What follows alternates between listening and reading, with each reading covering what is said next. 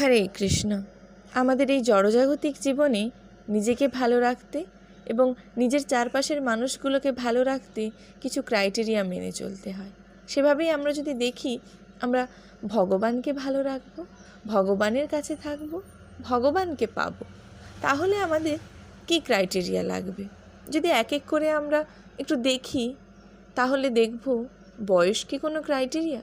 যদি সত্যি বয়স কোনো ক্রাইটেরিয়া হতো, তাহলে বোধহয় 5 বছর বয়সে ধ্রুব মহারাজ ভগবানকে লাভ করতে পারতেন না।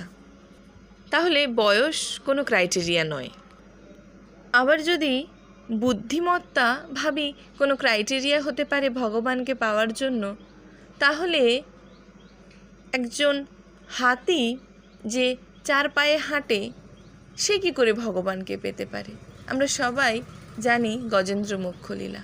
তাহলে বুদ্ধিমত্তাও ভগবানকে পাওয়ার কোনো ক্রাইটেরিয়া নয়। টাকা পয়সাও কি কোনো ক্রাইটেরিয়া হতে পারে ভগবানকে পাওয়ার জন্য? যদি সত্যি তাই হতো, তাহলে হতদরিদ্র সুদামা কি করে ভগবানকে পেতেন?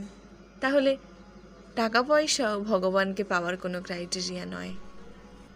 তাহলে বুদ্ধিমত্তা, স্বাস্থ্য, সম্পদ, বয়স এগুলো কোনোই ভগবানকে পাওয়ার ক্রাইটেরিয়া হতে পারে না।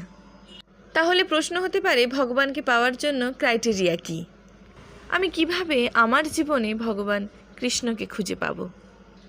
উত্তর হলো, ভক্তা তুষ্যতি কেবলম, শুধুমাত্রই ভক্তি, নচ গুণই, অর্থাৎ এছাড়া আর কোনো উপায় নেই। ভক্তি প্রিয় নীলমাধব। সুতরাং শুধুমাত্র ভক্তি যা ভগবানকে আকর্ষিত করে, অন্য কোনো কিছুই নয়। রাধে রাধে।